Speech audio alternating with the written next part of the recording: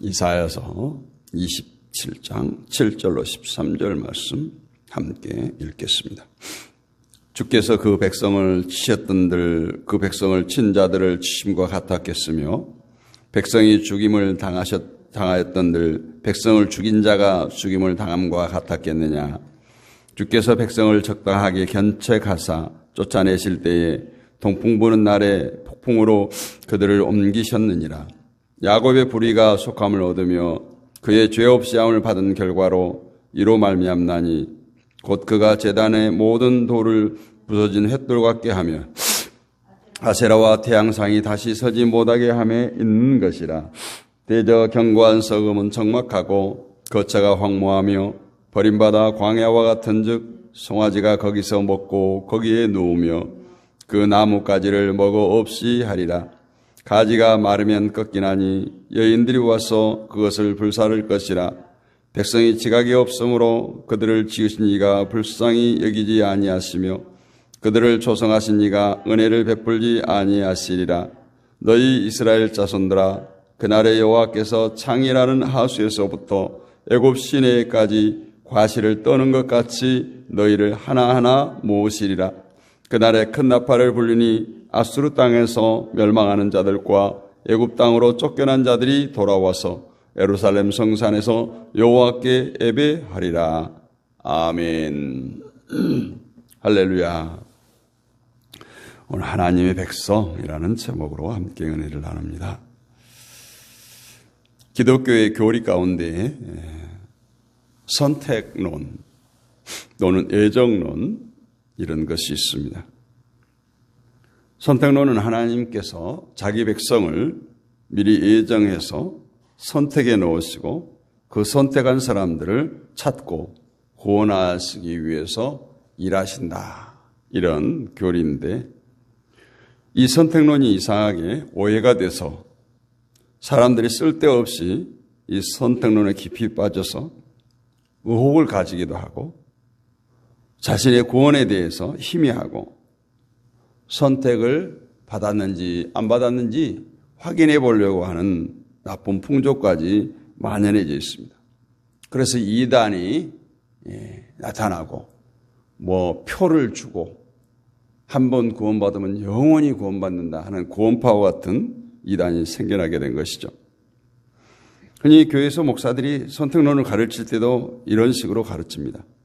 하나님은 만세전에 이미 자기 백성을 택하셨고 또 하나님께서 한 번 택하신 사람은 절대 포기하지 않으시고 결코 구원하시고야 만다. 때문에 하나님께 선택된 사람은 아무리 타락의 길을 가고 죄악의 구렁텅이에 빠져 있다고 해도 언젠가는 기어코 구원시키시고 선택받지 못한 사람은 구원을 받고 싶어도 아무리 노력하고 애를 써도 절대 구원받지 못합니다. 이렇게 가르칩니다. 그리고 또 선택 다음에는 견인이라는 교리가 있습니다. 견인은 한마디로 하나님의 붙드심입니다. 우리가 보통 차량이 고장나면 견인차에 끌려가듯이 끌려가는 그 차는 아무 노력 없이 힘 없이 견인차가 이끌리는 대로 끌려가는 것처럼 하나님의 붙드심에 의해서 하나님의 손이 그를 놓지 않고 포기하지 않으시기 때문에 결국 하나님의 백성의 자리로 돌아간다. 이런 것입니다. 이러한 가르침을 받다 보니까 성도들의 마음에 어떤 유혹이 일어나는가? 나는 선택받은 사람이냐? 나는 하나님의 선택받은 사람이냐? 이것을 늘 확인해 보고 싶어 합니다. 그래서 선택받은 자의 모습에 대해서 많은 호기심을 갖습니다. 그러나 무엇 때문에 나는 선택을 받았는가? 나는 구원을 받았는가? 이런 것을 왜 확인해 보고 싶어 하는가예요. 그것은 뭔가 자기 안위, 안심, 내가 선택받았다는 것이 확신이 되고 확인이 되면 나는 이제 적당히 세상 가운데에 살아도 하나님께서 기어코 나를 구원하시겠구나. 이런 쪽으로 선택을 이용한다는 거예요. 다시 말해서 하나님께서 선택한 것을 확인하고자 하는 것은 불안감 없는 마음으로 그냥 죄 짓고 싶어서 적당히 세상과 낙을 누리며 살고 싶어서 선택을 보장받고 싶어 한다라는 겁니다. 그래서 사람들은 선택을 한 번 구원은 영원한 구원이다 이런 식으로 생각해요. 그러나 이것은 분명히 잘못된 것임을 말씀드립니다. 우리 가운데 이런 생각이 있다면 빨리 버리는 것이 좋습니다. 이런 선택은 오래전에 유대인들이 했던 생각이죠. 지금도 유대교인들은 마찬가지입니다. 유대인들은 하나님의 선택을 자기들을 위한 선택으로 생각했어요. 그래서 이방 사람들은 그냥 개돼지 취급을 했죠. 그래서 자신들의 이방인과 달리 유대인으로 혈육을 가지고 태어났다는 것만으로 이미 구원이 보장받았던 것으로 여겼습니다. 그래서 유대인들에게 하나님은 오직 자기들을 위한 하나님이에요. 모든 일을 자기들 중심으로 행동하는, 자기들 중심으로 일하시는 하나님이었던 겁니다. 오늘날 우리에게도, 그리스도인들에게도 이러한 생각이 잠재해 있어요. 하나님은 나를 위한 하나님이라는 생각이 있다라는 거예요. 이런 생각 속에서 하나님을 찾기 때문에 하나님에 대한 모든 부분을 잘못 이해하게 됩니다. 그중 하나가 오늘 말한 선택에 대한 잘못된 생각이에요. 물론 하나님의 백성은 하나님 편에서 선택하는 것이 맞습니다. 그러나 우리에게 가장 큰 오류가 뭐냐? 선택을 우리의 구원만을 위한 선택으로 이해한다는 거예요. 하나님은 나를 구원하기 위해서 나를 선택하셨다. 이것이 거의 모든 사람들의 생각입니다. 물론 구원이 포함되어 있어요. 이렇게 선택을 자신의 구원에 연관시켜서 생각하기 때문에 자연히 자신의 선택 여부에 대해서 관심을 갖게 되는 거예요. 나는 선택받았는가, 받지 못했는가. 그러나 우리가 성경을 좀 넓게 보면 하나님께서 우리를 택하신 목적을 알게 되는데 에베소서 1장 4절로 6절을 보겠습니다.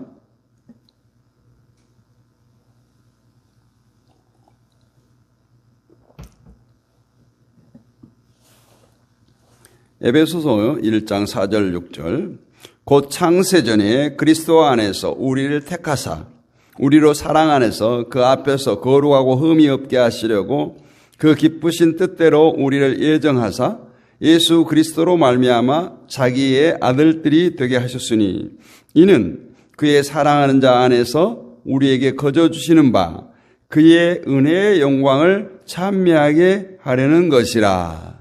6절 마지막 다시 읽어요. 그의 은혜의 영광을 찬미하게 하려는 것이라. 이 말씀을 보면 우리를 택하사 아들들이 되게 하셨다. 그리고 우리를 아들로 택하신 목적이 무엇인가? 여기는 전혀 구원에 대해서 얘기를 하지 않고 있어요. 예수 그리스도로 말미암아 아들들이 되게 했는데 우리를 아들로 택하신 목적이 6절에 나오는데 우리에게 거저 주시는 하나님의 은혜의 영광을 찬미하기 위해서 우리를 택하셔서 아들로 삼으셨다는 거예요. 다시 말하면 아들을 통해서 찬미를 받으시고자 아들들을 택한 것이지 그저 구원시키기 위한 목적이 아니에요. 때문에 구원은 하나님의 은혜의 영광을 찬미하는 사람이라면 이미 구원받은 것이지 선택받았기 때문에 구원받은 사람이라는 말을 우리가 할 수 없다라는 겁니다. 이럴 때 또 우리에게 자신에게 또 확인하고 싶은 것이 있겠죠. 하나님의 아들을 거저 주신 은혜를 찬미하는 사람. 과연 나는 그 하나님의 은혜를 찬미하는 삶을 살고 있는가? 또 이것을 확인하고 싶겠죠. 에베소서 1장 11절 12절을 봅니다. 모든 일을 그 마음의 원대로 역사하시는 자의 뜻을 따라 우리가 예정을 입어 그 안에 기업이 되었으니 이는 그리스도 안에서 전부터 바라던 우리로 그의 영광의 찬송이 되게 하려 하심이라. 우리를 예정하신 이유로, 우리를 택정하신 이유로 우리로 하여금 하나님의 영광의 찬송이 되게 하려 하기 위해서라고 말해요. 우리로 하여금 하나님의 영광의 찬송이 되게 하신다는 것은 우리를 통해서 하나님께서 찬송을 받으시겠다는 것 아니에요? 여기서 찬송은 우리의 입으로 부르는 노래가 아니에요. 우리의 삶 자체가 하나님의 은혜를 찬송하는 것이어야 된다라는 거예요. 다시 말씀드립니다. 하나님이 우리를 선택하셨다는 것을 나 자신의 구원을 위한 선택으로 생각하지 말고 하나님의 영광을 찬송하고 하나님의 은혜를 찬미하기 위한 선택으로 생각하라는 겁니다. 옛날에도 하나님께서는 많은 사람들을 택하셔서 일하셨어요. 그들을 통해서 하나님의 영광을 세상에 드러내고 계시를 나타내기 위한 것이지 그들 개개인의 구원을 위한 것이 아니었다라는 거예요. 때문에 우리 성도들은 이 구원에 대한 관심을 자기 개인에게 둘 것이 아니라 내가 과연 하나님의 은혜를 찬송하는 삶을 살고 있는가, 여기에 관심을 둬야 된다라는 겁니다. 성도가 자기 구원에 관심을 둔다는 것은 결국 자기를 위한 신앙이 될 수밖에 없어요. 그러나 나 자신보다 하나님의 영광을 위해 살고자 한다면 그 사람의 관심은 내가 아닌 하나님께 있다. 그래서 계속 이사야 선지자가 하는 말은 뭐예요? 우리의 관심은 세상에 두지 말고 천국에 두라. 관심을 나에게 두지 말고 하나님께 두라는 거 아닙니까? 그러므로 누구든지 하나님의 거저 주신 은혜를 감사하고 찬송하는 삶을 살아가면 그 사람은 하나님 백성의 자리에서 살아가는 선택받은 아들이라는 인정이 되는 것입니다. 그렇다고 해서 나는 지금 은혜를 찬송하니까 선택받은 사람이다. 그렇다면 타락해도 하나님께서 나를 다시 부르시겠지. 이러한 생각 자체가 하나님의 은혜를 찬송하는 삶이 아니에요. 내가 일부러 저 가운데로 간다면 그 사람은 은혜를 아는 사람이 아니라 오히려 하나님의 은혜를 매도하는 것이, 하나님을 시험하는 것에 지나지 않습니다. 선택은 오직 하나님의 일이지 우리의 일이 아니에요. 누가 선택받은 자인가 하는 것은 아무도 알 수 없습니다. 비록 한순간 신앙인으로 산다고 해도 그것으로 모두 구원받고 천국 가는 것이 아니에요. 신앙생활 잘하다가 사람 때문에, 인간 때문에 상처받고 타락의 길로 세상으로 가버린 사람들 많지 않습니까? 가룟 유다가 그렇지 않아요. 예수님이 제자였지만. 때문에 우리에게 꼭 필요한 것은 세상에서 사는 마지막 날까지 하나님의 아들의 자리에서 하나님의 은혜를 찬양하는 삶을 사는 겁니다. 자신이 그래서 그러한 삶을 사는지 날마다 살피는 일에 게을리하지 않아야 된다. 그래서 오늘 이 시간에 과연 하나님의 아들들로 택함받고 하나님의 은혜의 영광을 찬미하는 삶이 어떤 것인가 오늘 본문을 통해서 살핍니다. 지난 시간에 아름다운 포도원에 대해서 말씀드렸죠. 하나님께서 포도원지기가 되셔서 포도원을 지키시고 보호하시는데 그 속에서 우비 돋고 꽃이 피는 이스라엘의 모습은 하나님을 의지하고 하나님과 더불어 화친하는 것이라 이렇게 말했습니다. 그런데 만약 하나님의 백성이 이러한 삶에서 벗어나면 하나님은 그들을 치여, 그들을 징계하시는데 이때의 징계는 이방인들의 심판, 이방인들의 징계와 전적으로 질적으로 다른 것이다 라는 것을 오늘 7절, 8절에서 말씀하고 있죠. 하나님의 백성들이 징계를 받는 이유는 하나님 아닌 다른 것을 의지하고 하나님 아닌 다른 것과 화친하기 때문이에요. 이것을 우리는 우상이라고 말합니다. 9절에 보면 야곱의 불의가 속함을 얻으며 그의 죄 없이 함을 받은 결과는 이로 말미암나니 곧 그가 제단의 모든 돌을 부서진 횃돌 같게 하며 아세라와 태양상이 다시 서지 못하게 하며 있는 것이라. 이렇게 말해요. 여기 보면 우리가 잘 아는 아세라와 태양상이라는 우상이 등장합니다. 우상이 뭡니까? 나에게 유익되고 이익되는 것을 의지하고 싶어 섬기는 것이 우상이에요. 모든 우상은 인간의 유익과 밀접한 관계를 갖고 있어요. 세상 모든 우상의 공통점은 인간을 유익하게 한다는 거예요. 아세라와 태양상도 마찬가지입니다. 아세라는 여신으로서 다산의 신이에요.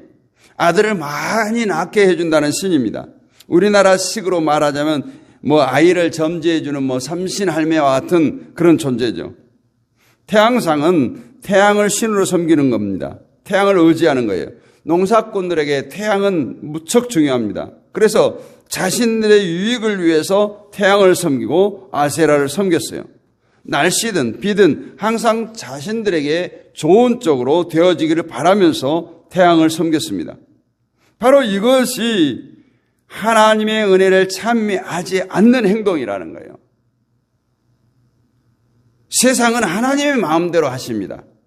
비가 오든 눈이 오든 하나님이 하실 일이에요. 가뭄이 오든 홍수가 나든 지진이 나든 그 모든 것은 하나님께서 하신 일이에요. 그런데 어찌 사람들은 자기 인생을 자기들이 원하는 쪽으로 바꾸어 보려고 할까요? 그래서 우상을 섬겨요. 결국 이것은 하나님의 은혜를 은혜로 삼지 않고 산다는 것을 말합니다. 그래서 성도는 하나님의 은혜로 산다면 세상에서 일어난 모든 일들 속에서 하나님의 뜻을 발견하고 하나님께서 원하는 삶으로 살아가는 것입니다. 때문에 우상을 부설하는 것은 세상의 모든 일을 다 하나님께서 하시는 일임을 알고 살아가라라는 거예요. 그러면 우상을 섬길 필요가 없죠. 있던 우상을 다 부숴버리겠죠. 세상의 모든 축복과 저주는 하나님의 손에 달려있기 때문에 더 이상 다른 것을 붙들고 축복을 얻어내려고 하고 저주를 피하려고 하고 애쓰지 말라는 겁니다. 오늘 본문에서 아세라 태양상을 부설하는 것은 하나님을 의지하고 오직 하나님만 확신하며 사는 하나님의 백성이 되라는 거예요. 세상의 모든 일을 하나님께 맡기고 사는 삶인데 아세라 태양상에 무슨 필요가 있느냐? 다 부숴라 이겁니다. 그래서 오늘 본문은 우리에게 너희는 진짜 하나님을 의지하는 사람이냐? 이렇게 묻고 있습니다. 만약 진실로 하나님만 의지하고 하나님과 확신하고 죄 씻음 받은 야곱이고 이스라엘이라면 그런 사람답게 하나님 외에 의지했던 것을 다 부숴버리라는 거예요. 아세라 태양상을 부수는 것 같이 우리들 속에 세워져 있는 우상을 다 부숴내야 된다. 돈을 의지하는 것도 부수고 지식을 의지하는 것도 부수고 직장을 의지하는 것도 부수고 자식을 의지하는 것도 부수고 모든 것을 부수라는 거예요. 이것이 하나님의 은혜를 진심으로 아는 백성이고 하나님은 그런 백성을 통해서 영광과 찬미를 받으시는 겁니다. 그 사람이 바로 구원받은 사람이에요. 택함을 받은 사람이에요. 여러분 하나님 은혜를 아십니까? 은혜를 아신다면 분명 그 흔적이 보여져야 됩니다. 흔적이란 하나님 외에 다른 것과 확신하지 않는 거예요. 하나님 말고 다른 것을 전혀 의지하지 않는 거예요. 여러분 중에 누가 하나님 백성으로 부름을 받았는지 아무도 모릅니다. 성경을 들여다봐도 선택받은 사람은 이러이러하다 이런 이름에 대해서 아무런 언급도 없어요. 자신의 선택의 문제에 대한 의혹은 다 씌워버리고 하나만 확인하시기 바랍니다. 나에게 과연 하나님의 은혜를 아는 흔적이 있는가? 십자가 보혈의 죄 용서함을 받은 흔적이 있는가? 이것을 찾으라는 거예요. 그 흔적은 내 안의 모든 우상을 부숴버리는 것으로 시작합니다. 하나님 외에 의지하는 것, 하나님 외에 확신하는 것을 다 부수는 거예요. 하나님 외에 그 어느 것도 의지하지 않고 내 인생을 내가 원하는 쪽으로 바꾸기 위해서 하나님을 찾는 것이 아니라 다만 하나님께서 주신 은혜로만 살겠다고 고백하고 있는가 살펴보라는 겁니다. 없으면 없는 대로, 병들면 병이 든 대로 그 자리에서 하나님의 은혜를 나타내며 살게 해달라는 기도, 그런 기도가 있는가 살피라는 거예요. 그런 기도가 있다면 그 사람은 하나님의 백성입니다. 11절을 보면 가지가 마르면 꺾이나니 여인들이 와서 그것을 불사를 것이라. 백성이 지각이 없으므로 그들을 지으신 이가 불쌍히 여기지 아니하시며 그들을 조성하신 이가 은혜를 베풀지 아니하시리라. 우리는 애당초 이와 같았어요. 지각이 없는 사람들이었고 하나님께 불쌍히 여기심을 받을 자격도 없는 자들이었습니다. 그런 우리가 하나님의 은혜로 은혜를 구하며 살게 되었어요. 그 은혜를 구하는 것도 하나님의 은혜가 주어졌기 때문에 가능한 일입니다. 이와 같이 은혜를 받은 자가 할 일은 그 은혜를 베푸신 하나님만 바라보고 하나님만 의지하고 사는 것입니다. 이러한 사람이 하나님의 영광을 진심으로 찬양하는 백성의 모습입니다. 우리 모두 하나님의 백성으로 오늘 또 코람데오의 신앙, 하나님 앞에 서 있는 마음으로 세상을 살아가고 세상을 이기기를 원합니다. 이사야 43장 21절에 이 백성은 내가 나를 위하여 지었나니 나의 찬송을 부르게 하려 함이라. 여기도 마찬가지로 하나님께서 우리를 택하신 목적도 우리를 구원을 위한 것이 아니라 하나님의 찬송을 부르는 삶을 살도록 하기 위함입니다. 우리 모두 하나님의 지으신 부르심의 용도에 맞게 우리의 배역에 맞게 우리에게 맡겨진 바 사명을 잘 감당함으로 우리의 삶의 그 현장이 하나님을 찬미하는 현장이 되기를 원합니다. 우리의 삶이 하나님의 영광을 나타내는 삶이 되기를 원합니다. 이것이 하나님의 택함을 받은 하나님의 백성된 자의 모습입니다. 그렇기 때문에 오늘 또 우리들의 삶의 현장에서 날마다 하나님을 찬양하는 하나님의 영광을 드러내는 삶의 모습이 되기를 주님의 이름으로 축복합니다. 거룩하신 하나님 감사합니다. 오늘 또 우리를 은혜의 자리로 불러주심을 감사하고 또 이 말씀을 나눌 수 있도록 은혜 주시니 감사합니다. 우리는 하나님의 택함을 입은 구원받은 백성임을 확신합니다. 내가 이 새벽에 깨어 기도하는 것도 날마다 하나님의 은혜로 살려고 몸부림치는 것도 오늘 또 세상에 어떤 것 의지하지 않고 하나님을 의지하고 사는 것도 오직 하나님의 영광을 위해서 살기 위해서 몸부림치고 부르짖어 기도하는 것도 다 하나님의 택한 백성의 모습입니다.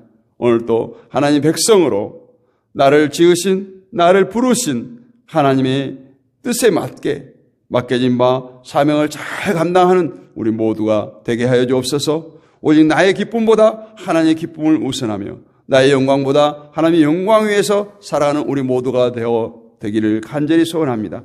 행여 우리 안에 나도 모르게 자리하고 있는 그 어떤 우상도 부숴버리게 하시고 오직 하나님만, 예수님만 내 심령 속에 가득 채워지는 역사를 인하여서 이 한 해도 날마다 예수로 충만한 삶, 하나님으로 인해서 승리하는 복된 삶을 살게 하옵소서. 믿사옵고 살아계신 우리 주 예수 그리스도의 이름으로 감사하고 기도하옵나이다. 아멘. 하늘에 계신 우리 아버지, 아버지의 이름을 거룩하게 하시며 아버지의 나라가 오게 하시며 아버지의 뜻이 하늘에서와 같이 땅에서도 이루어지게 하소서. 오늘 우리에게 일용할 양식을 주시고 우리가 우리에게 잘못한 사람을 용서해 주는 것 같이 우리 죄를 용서해 주시고 우리를 시험에 빠지지 않게 하시고 악에서 구하소서. 나라와 권능과 영광이 영원히 아버지의 것입니다. 아멘. 할렐루야. 오늘 또 승리하셨습니다. 함께 하신 모든 분들을 주의 이름으로 사랑하고 축복합니다. 오늘 또 우리가 마음을 다해서 함께 부르짖어 기도하겠습니다. 이 나라와 이 민족을 위해서 기도합니다. 한국교회를 위해서 기도하시고 북한 땅을 위해서 한반도 평화를 위해서 기도합니다. 세계 평화를 위해서 기도합니다. 선교사님들을 위해서 기도합니다.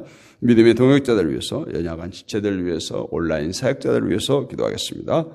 다음 세대와 우리 자녀들을 위해서 친척과 친구와 이웃의 영혼을 붙들고 기도합니다. 가정과 섬기는 교회, 우리들의 삶의 터전인 사업장, 직장을 위해서 기도하겠습니다.